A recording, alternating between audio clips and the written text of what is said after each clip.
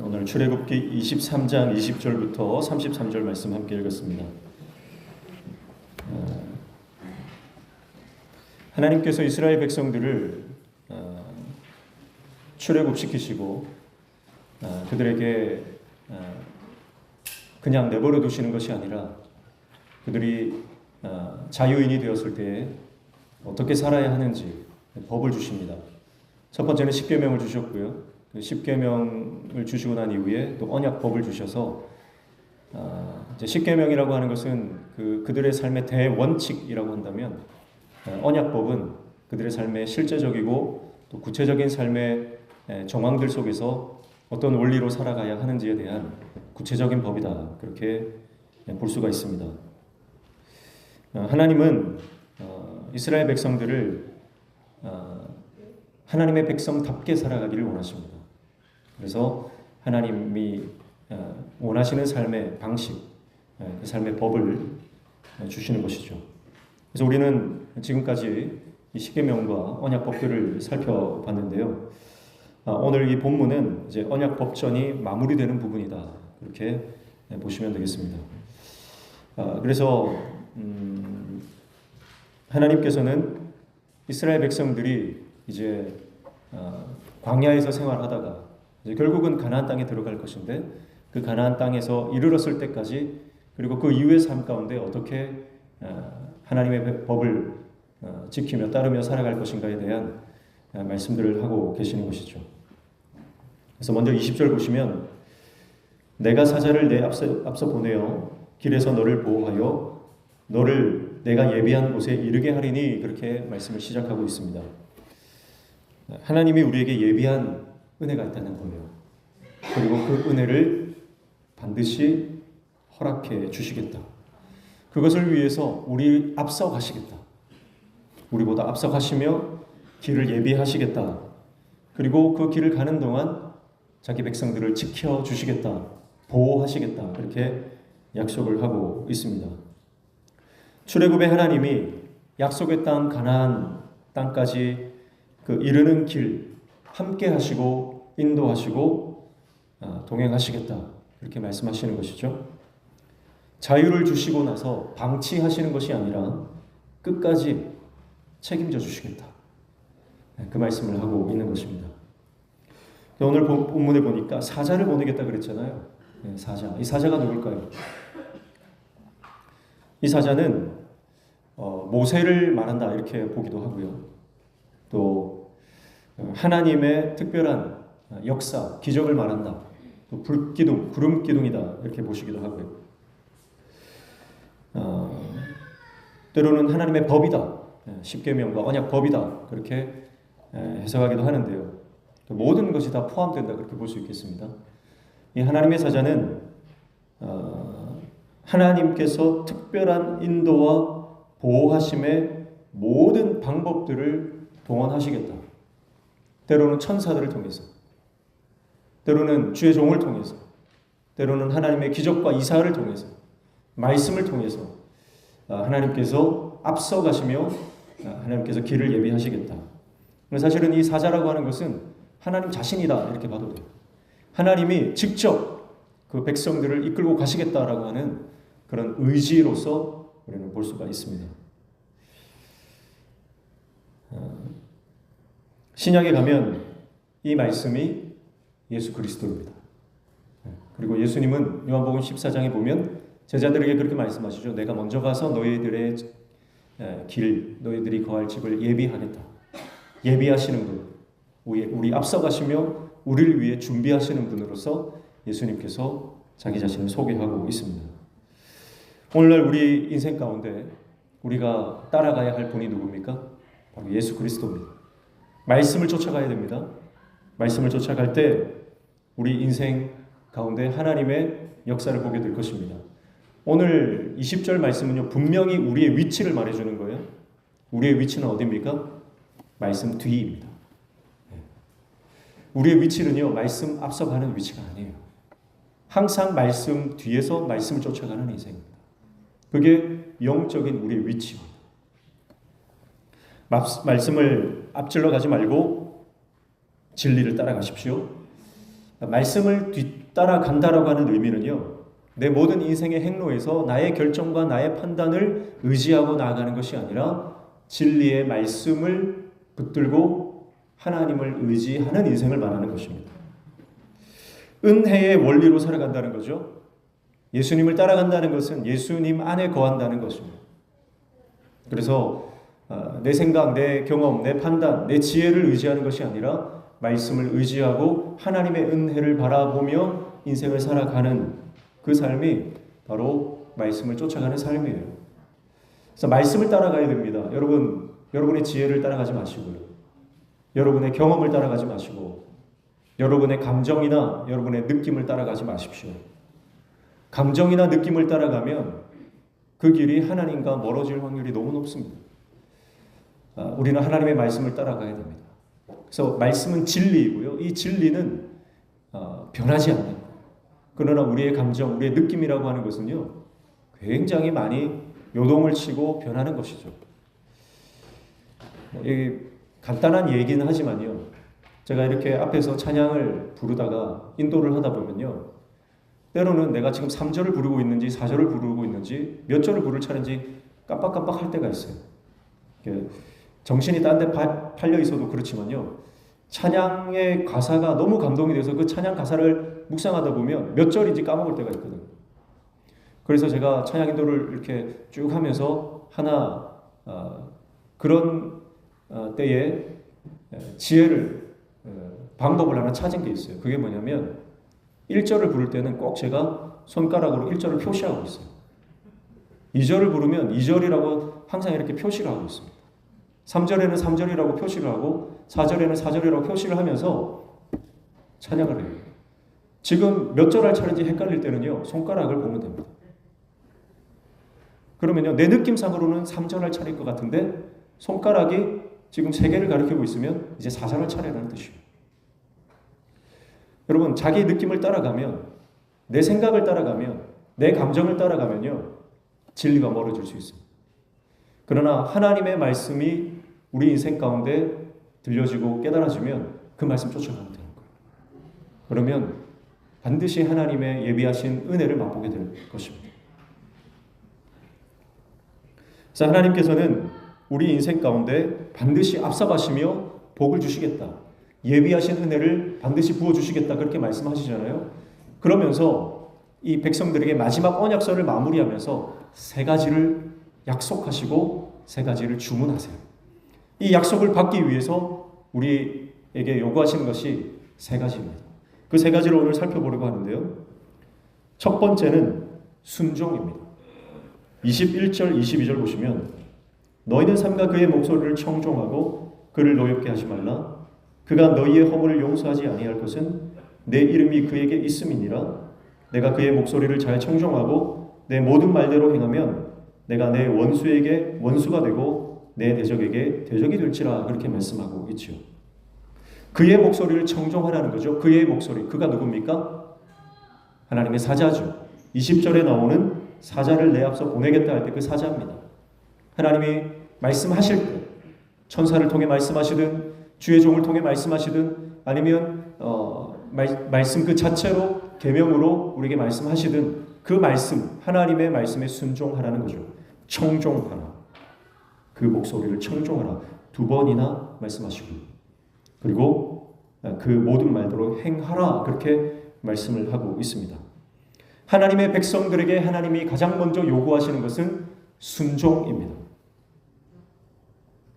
말씀에 순종하는 거예요. 내 계획과 다르더라도, 내 생각과 다르더라도, 내가 계산하고 따져봤을 때 손해볼 것 같아도 하나님께서 하라고 하시는 말씀은 반드시 순종해야 된다라고 하는 것이죠. 순종하는 자에게 어떤 복을 주신다고 약속하십니까? 22절 하반절에 보니까 내가 내 원수에게 원수가 되고 내 대적에게 대적이 되리라, 그렇게 말씀하고 있어요. 어디서 많이 본 말씀이죠? 창세기 12장 3절에 하나님께서 아브라함에게 주신 그 약속과 동일한 약속입니다. 창세기 12장 3절 말씀에 보면 너를 축복하는 자에게는 내가 복을 내리고 너를 저주하는 자에게는 내가 저주하리니 땅의 모든 족속이 너로 말미암아 복을 얻을 것이라 하신지라. 그렇게 말씀하고 있습니다. 무슨 말입니까? 우리가 하나님 말씀에 순종하면 하나님께서 모든 것을 해결해 주시겠다 이 말이죠. 우리는 우리 인생 가운데 내 원수를 내가 처리하려고요, 얼마나 고군분투하는지 모릅니다. 또 은혜를 받으면 그 은혜를 갚으려고 얼마나 애를 쓰는지 몰라요.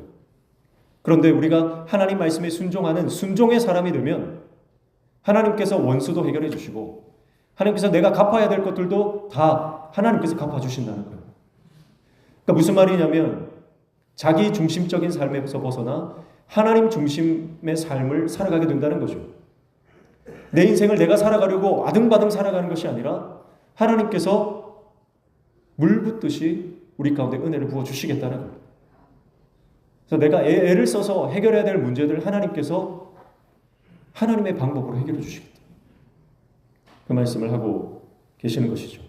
결국 이 말은 하나님께서 우리 인생 가운데 하나님의 복을 주시고 하나님의 영광을 드러내시겠다는 뜻이죠. 사랑하는 성도 여러분, 말씀에 순종하면 하나님께서 반드시 우리 삶을 책임져 주신다고 말씀합니다. 그 말씀에 순종해 보십시오. 순종할 때 하나님의 어떤 복을 주시는지 경험하시길 축복합니다. 그러기 위해서 필요한 것이 청종이에요. 청종. 듣는 것입니다. 들어야 합니다. 듣기 위해서는 내 생각을 내려놓아야 돼요. 어떤 상황이든 하나님께서 무슨 말씀을 하시는지 귀를 기울이시기를 축복합니다. 그래서 어떤 결정을 내리기 전에 반드시 하나님의 말씀 앞에 무릎을 꿇어야 돼요. 하나님 말씀 앞에 무릎을 꿇고 하나님의 뜻을 구할 때 하나님은 반드시 응답해 주십니다. 반드시 응답해 주십니다. 그리고 하나님의 말씀이 임할 때 그 말씀을 깨닫고 순종하여 우리 삶 가운데 하나님의 말씀이 이루어지는 역사를 보는 저와 여러분 되시기를 축복합니다. 순종할 때 주신다는 거예요. 그래서 하나님께서 이제 이스라엘 백성들에게 요구하시는 것, 마지막으로 당부하신 것, 그 첫 번째가 순종이다라고 하는 것입니다. 두 번째는 하나님 앞에 순전한 예배자가 되라고 말씀하십니다. 24절 보십시오. 너는 그들의 신을 경배하지 말며 섬기지 말며 그들의 행위를 본받지 말고 그것들을 다 깨뜨리며 그들의 주상을 부수고 25절 내 하나님 여호와를 섬기라. 그리하면 여호와가 너희의 양식과 물의 복을 내리고 너희 중에서 병을 제하리니. 그렇게 말씀하고 있습니다. 하나님께서 언약서를 마무리하시면서 두 번째 명령하시는 것, 우리에게 당부하신 것이 뭡니까? 하나님의 백성들은 하나님만 예배해야 된다라고 하는 것. 예배에 성공하는 하나님의 종이 되어라 말씀하고 있습니다. 여러분, 하나님을 예배하는 자가 하나님의 백성입니다. 하나님만을 예배하는 자가 진정한 예배자입니다. 하나님을 예배하면서 그 땅에 이방 그 가나안 족속들이 섬기는 그 모든 우상들도 함께 섬길 수 없다는 거예요. 그것을 다 어떻게 하라는 겁니까? 부수라. 눈앞에서 제거하라는 거예요. 하나님께서 원하시는 것은요, 나의 소유가 아닙니다. 하나님께서 원하시는 것은 내가 얼마를 드리느냐, 내가 많이 드리느냐, 적게 드리느냐, 그것을 원하시는 분이 아니에요. 하나님은 나 자신을 원하시는 분이에요. 나를 원하시는 분입니다. 내가 뭘 드리느냐 거기에 관심 있는 것이 아니라 하나님은 내가 내 자신을 하나님께 드리기를 원하십니다. 하나님은 나의 소유가 아니라 나의 존재를 원하십니다. 그래서 내가 많이 드리든 적게 드리든 그거 하나님 관심이 없고요. 내가 어떤 마음으로 드리느냐, 내가 얼마나 하나님을 사랑하느냐, 그걸 보시는 거예요. 오늘 예배 자리에 나온 저와 여러분이 하나님을 동일하게 예배하고 있지만 하나님은 같은 예배로 보지 않으십니다. 정말 온 마음을 다해서 예배드리는 자의 예배를 하나님 기뻐 받으시고요. 마음이 쪼개져 있다면, 나눠져 있다면 하나님은 그 예배를 온전한 예배로 받지 않으시는 겁니다. 예수님께서 무리를 걸어서 갈 때 베드로가 예수님을 보고 주님 나도 오라고 해주시면 나도 무리를 걷겠습니다. 예수님은 오라고 하시죠. 그런데 예수님을 바라보다가 파도가 치니까 그 풍랑을 바라보고 점점 빠져들어갑니다. 예수님이 즉시 건져주시죠. 그러면서 뭐라고 말씀하십니까? 믿음이 적은 자여 왜 의심하였느냐? 여기서 의심한다는 것이 쪼개진다는 뜻이에요. 나눠진다는 뜻이에요. 너희의 시선이 나눠져 있구나. 나만 바라보지 않고 풍랑을 바라봤구나. 나만 바라봐라. 이렇게 말씀하시는 거예요. 여기는 베드로를 위로하시고 격려하시는 따뜻한 예수님의 그 마음이 담겨져 있습니다. 나눠지지 마라. 오늘 저와 여러분이 하나님만을 바라봐야 됩니다. 하나님만을 바라보고 하나님만을 예배해야 됩니다. 목회자를 바라보지 마십시오. 목회자를 바라보는 것이 아니라 지금 이 시간 임재하시는 하나님을 바라보셔야 됩니다. 옆에 있는 사람을 바라보지 마십시오. 하나님을 바라보셔야 됩니다. 제가 어떤 목사님이 큰 집회에서 있었던 일을 간증하는 것을 들었습니다. 본인이 그 예배에 설교를 하러 갔어요. 굉장히 유명하신 목사님입니다. 설교를 하러 갔는데 이 목사님을 반대하는, 정치적으로 반대하는 목사님이 축도를 맡은 거예요. 그 축도를 맡은 목사님이 이 목사님한테 전화를 한 거예요. 당신이 왜 설교를 하느냐. 그래서 정중하게, 그것은 우리가 할 얘기가 아니라 이 집회를 주관하시는 분들에게 물어야 될 게 아닌가요? 그렇게 얘기를 하고 전화를 끊었답니다. 근데 이분은 축도를 맡았는데 본인은 이제 설교를 맡았기 때문에 설교를 다 하고 이제 마지막 축도하시는 순서가 됐는데 이 목사님이 예배 때는 들어오지 않고 문 밖에 계시다가 축도할 시간이 되니까 들어와서 축도를 하시더라는 거예요. 그러면서 그런 말씀하십니다. 이분은 도대체 무엇을 위해 이 예배에 있는가? 그가 축도라는, 목사라는 신분으로 축도를 하긴 했지만 그런 예배자는 아니었다라고 하는 거죠. 하나님이 원하시는 것은 하나님만을 바라보는 예배자를 원하시는 거예요. 사랑하는 성도 여러분, 사람을 바라보지 말고 상황을 바라보지 말고 하나님을 바라보시기를 축복합니다. 그리고 오늘 이 자리에서 하나님과 나와의 독대하는 자리가 되셔야 돼요. 그래야만 우리가 은혜를 받습니다. 사람 생각하고 상황 생각하고 여러 가지 형편들을 생각하고 예배에 성공할 수 없습니다. 그래서 예수님께서 뭐라고 말씀하십니까? 형제와 다툰 일이 있으면 먼저 화해하고 와서 예배드려요. 왜냐하면 형제와 다투고 속이 상하고 마음이 불편한 상황에서 하나님께 예배를 온전히 드릴 수가 없는 거예요. 그러니까 먼저 용서를 구하고 화해를 한 후에 주님 앞에 나와 예배할 때 온전히 주님만 바라볼 수 있는 겁니다. 오늘 저와 여러분이 예배의 성공자 되시기를 축복합니다.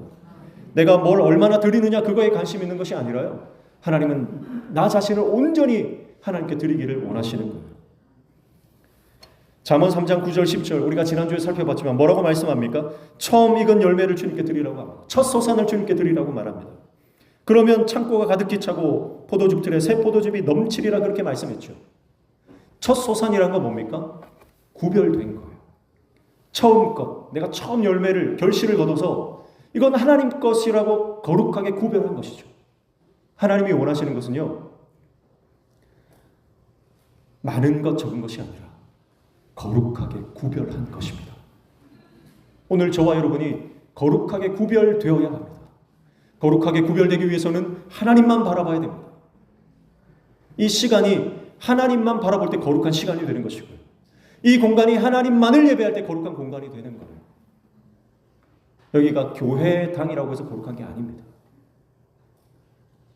십자가가 세워졌다고 거룩한 것이 아니라 여기에서 거룩한 예배자들이 이 안에서 있어야 이 공간이 거룩한 예배당이 되는 것이죠.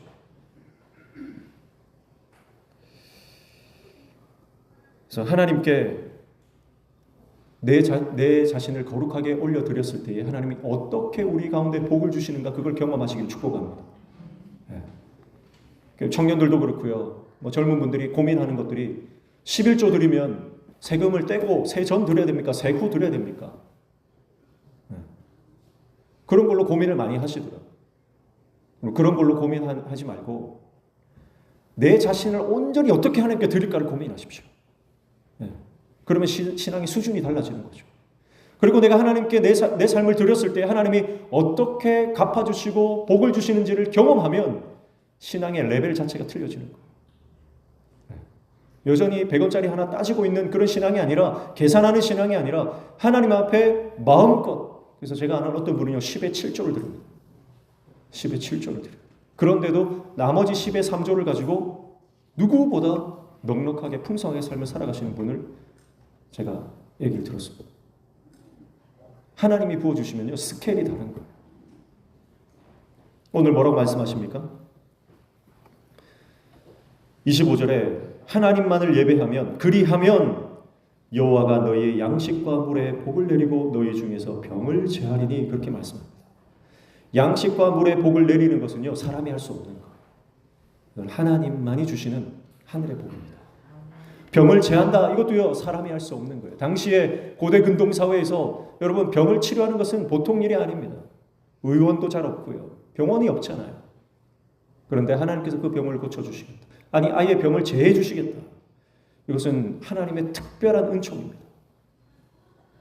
26절에 내 나라는 나라에 낙태하는 자가 없고 임신하지 못하는 자가 없을 것이라 내가 너의 날수를 채우리라. 이 모든 것들은요 하나님의 전적인 간섭이 있을 때에만 주어지는 복이에요. 하나님의 살아계심이 우리 삶 가운데 드러난다라고 하는 것이죠. 여러분 하나님의 살아계심을 날마다 경험하는 인생 되어지시길 축복합니다. 어떤 자에게 그런 복을 주십니까? 하나님만을 예배하는 자에게, 온전한 예배자에게. 신앙의 수준이 달라지고 신앙의 레벨이 달라진다는 거예요.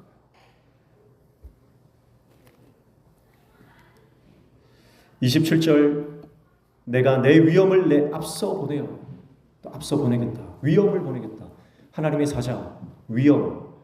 또 28절에 보면 내가 왕벌을 내 앞에 보내리니, 왕벌을 내 앞에 보내겠다. 이것은 다 하나님의 직접적인 간섭과 역사를 말하는 단어들입니다.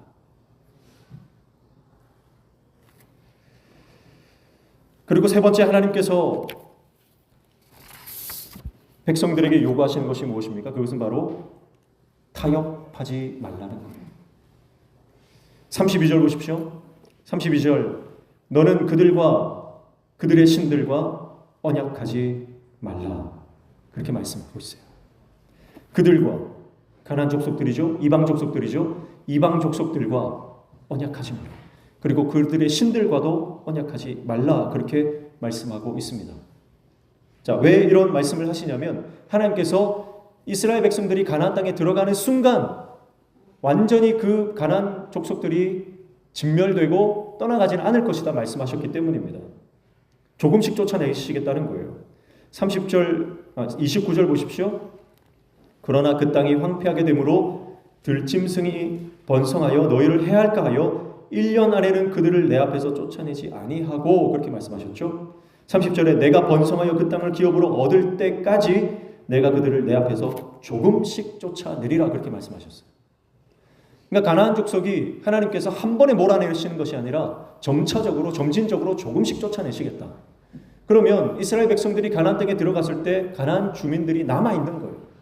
그러면 이스라엘 백성들이 그 땅의 토박이들, 그 땅에 익숙하고 그 땅의 지리와 여러 가지 상황에 익숙하기 때문에 그들의 살아가는 법을 배우면 그 땅에 적응하고 정착하기가 좀 더 쉽다고 생각할 수 있겠죠. 그러니까 그들과 어떤 타협을 할 수 있다는 것입니다. 그러나 하나님은 타협하지 말라 말씀하십니다. 자, 이것은 바로 그들이 가지고 있었던 세속 문화, 이방의 문화를 끌어들이지 말라 하시는 말씀입니다. 그들이 가지고 있던 종교와 그들이 가지고 있었던 문화와 그들이 가지고 있었던 관습을 따르지 말고 오직 하나님의 법을 따르는 하나님의 사람이 되라고 말씀하시는 것이죠. 타협하지 않는 신앙이 되라고 말씀하고 있는 것입니다. 사랑하는 성도 여러분, 오늘날 수많은 교회들이 세상과 타협하고 있습니다. 성경의 말씀이 진리라고 말씀하시는 것들을 세상과 타협하면서 진리가 아닌 것처럼 그렇게 조금씩 변질시키고 있습니다. 미국과 유럽의 많은 교회들은 이미 동성애를 인정하고 유럽에는 동성애 목사도 인정을 하고 있습니다. 성경이 죄라고 말하는 것은 죄라고 말하는 것이 그것이 진리의 삶입니다. 많은 사람들이 그렇게 따르고 그것이 대세라고 허용해 주는 것은 하나님의 말씀대로 믿지 않는 것입니다. 성경에서 말하는 죄를 분명히 죄라고 말할 수 있어야 됩니다. 많은 사람들이 그렇게 하니까 눈 감아주자, 허용해주자. 교회 안에서 그것을 허용하자고 한다면 여러분 그것은 하나님께서 기뻐하지 않습니다. 죄는 죄로 다루어야 됩니다. 그 사람들을 죄 가운데 있는 사람들을 미워하고 정죄하라는 뜻이 아니죠. 그들을 품고 그들이 회복되기 위해서 우리는 끊임없이 중보하며 하나님의 나라를 확장시켜 나가야 할 것입니다. 사랑하는 성도 여러분, 하나님께서는요 우리 인생 가운데 한 번에 복을 확 부어주시는 분은 아닌 것 같아요. 특별한 경우에 그렇게 갑자기 역전시키시고 갑자기 은혜를 주시기도 하지만요, 우리 인생 가운데 대부분의 경우에는요 우리가 볼 때 약속이 더디게 이루어지는 것 같습니다. 한 번에 좀 확 부어주시면 좋겠는데 하나님의 역사는 대부분 조금씩, 어쩌면 정말 변화가 느껴지지 않을 만큼 그렇게 미세하게 하나님의 역사가 이루어져 가는 것을 우리가 많이 보게 됩니다. 천천히, 조금씩. 그러나 하나님의 역사는 반드시 이루어집니다. 그래서 우리에게 필요한 것이 뭡니까? 지금 회복되는 것처럼 보이지 않다 할지라도 이미 회복된 것처럼 믿고 하나님을 신뢰하는 거예요. 지금 내가 볼 때는 형편이 나아지는 것 같이 보이지 않는다 할지라도 하나님의 부흥은 이미 일어나고 있다라고 믿고 그분께 내 삶을 거는 것입니다. 자녀를 볼 때도 그렇습니다. 내 자녀가 성장하지 하는 것처럼 보이지가 않을 때가 있죠. 믿음이 자라는 것처럼 보이지 않을 때가 있습니다. 그러나 그 아이 안에 하나님께서 역사하심을 믿고 끝까지 축복하고 그를 위해서 기도해야 하는 것이죠. 하나님은 신실하십니다. 그 신실하신 하나님을 끝까지 신뢰하는 그 증거가 뭡니까? 타협하지 않는 것입니다. 타협하지 마십시오. 내 눈에 당장 보이는 것이 없고 내 귀에 들리는 것이 없다 할지라도, 지금 당장 내 손에 잡히는 것이 없다 할지라도 하나님은 반드시 하나님의 역사를 이루실 것입니다. 환경을 보면서 환경에 동화되지 말고 세상을 보면서 세상과 같아지지 말고 하나님의 약속이 더디더라도 끝까지 말씀을 신뢰하고 나아가는, 그래서 내 삶을 내가 원하는 걸음걸이, 내가 원하는 속도로 사는 것이 아니라 하나님의 보폭에 맞추는 것, 그게 믿음입니다. 하나님의 보폭에 맞추십시오. 그래서 우리 인생 가운데 하나님이 원하시는 반드시 필요한 시간이 있어요. 그 시간을 통과하지 않으면, 그 광야의 시간을 통과하지 않으면 하나님의 역사를 볼 수가 없습니다. 제가 수년 전에 아이들에게 유정란을 하나 사가지고요, 몇 개를 사가지고 이 병아리 부화되는 걸 보여주고 싶어가지고요, 그거를 집에서 한번 부화를 시켜봤어요. 3개 정도를 했는데 2개는 부화가 안 됐는데 하나가 부화가 됐어요. 3주 정도 지나니까요, 이 달걀 속에서 톡톡톡톡톡 두드리는 소리가 나더라고요. 그래가지고 가만히 불을 비춰보니까 그 안에 이제 병아리가 부화를 해서 부리로 이 알을 깨려고 톡톡톡톡 두드리더라고요. 그래서 집에 애들을 불러가지고 지금 병아리가 깨어나오려고 하고 있다. 근데 이제 알을 와장창 깨고 나오면 좋겠는데 너무 오래 걸리는 거예요. 기다리다 애들은 좀 빨리 보고 싶어하고 저도 좀 빨리 보여주고 싶고, 그래가지고 자료를 찾아보니까 인공 파각을 할 수 있다는 거예요. 사람이 대신해서 조금씩 그 인공 파각을 해주는 게 있더라고요. 그걸 찾아보고 그럼 내가 깨주면 되겠다. 그래서 제가 인위적으로 그 병아리가 깨고 나온 걸 도와줬어요. 근데 속도가 너무 빨랐던 거죠. 인공 파각도 아무나 하는 게 아니에요. 그래서 전문가가 해야 됩니다. 굉장히 그것도 조심스럽게 천천히 해야 됩니다. 제가 근데 너무 빠르게 너무 많이 해버렸어요. 병아리가 쉽게 나왔죠. 그런데 쉽게 나온 병아리는요, 비실비실 거리더니 몇 시간 안에 죽어버렸습니다. 너무너무 미안하더라고요. 병아리는 스스로 알을 깨고 나올 때 세상을 살아갈 힘을 얻는답니다. 자기 힘으로 그 알을 깨고 나와야만 살아갈 수 있는 힘이, 그 능력이 그 병아리에게, 그 조그만 병아리에게도 장착이 되는 거예요. 그 시간이 너무 더디고 그 시간이 너무 길게 느껴지더라도 기다려줘야 하는 겁니다. 그리고 우리 인생도 마찬가지입니다. 영적으로도요, 내가 그 알을 깨고 나오는 그 더딘 그 시간들이 필요하고 하나님이 그 시간들을 우리에게 허용하십니다. 허락된 그 시간을 우리는 믿음으로 버텨야 됩니다. 그리고 끝까지 작은 믿음이라 할지라도 그 믿음으로 나를 둘러싸고 있는 이 모든 견고한 진들을 두드려야 됩니다. 그렇게 두드리며 나아갈 때에 결국은 하나님의 시간에 그 알이 부서지고 날개를 펼치는 역사가 일어나게 될 줄로 믿습니다. 하나님은 대신 인공파각을 해주시는 분이 아니라 기다리시는 거예요. 우리가 그 알을 깨고 나올 때까지 인내하시며 기다리는 분, 그분이 우리 주님이십니다. 그리고 마침내 우리가 그 알을 깨고 나왔을 때에 하나님은 우리에게 성령을 부어주시고 우리가 이 땅을 능력 있게 살아갈 하나님의 종으로 세워주시는 것이죠.